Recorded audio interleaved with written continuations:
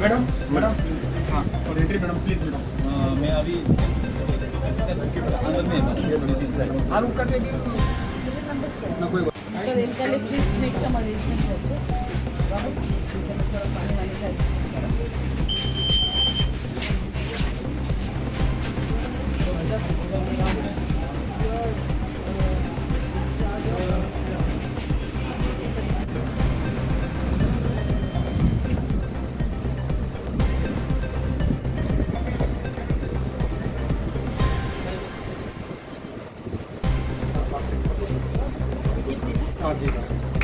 बहुत पब्लिक का सपोर्ट और दिख रहा है and we will wait for the result के लिए रुकते हैं और अगर ऊपर वाला चाहता है तो आप लोग सबका प्यार और जनता का प्यार जो सपोर्ट आप लोग ने दिया है उससे हम लोग देखते हैं।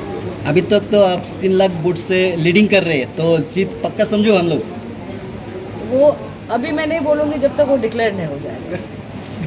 So let it be declared and then we will all sit and I'd love to congratulate all the public for their support and all the people, the BJP party, the Motha party, IPS, IPFT, all of them who have done hard work, बहुत मेहनत किया है, उसका फल के लिए आपको थोड़ा देर रुकना पड़ेगा, उसके बाद फिर मैम वेस्ट त्रिपुरा में भी BJP is doing good, so what is your message on that and on overall result? See, we are all one family, and one family we all need to work together and we all need to progress together.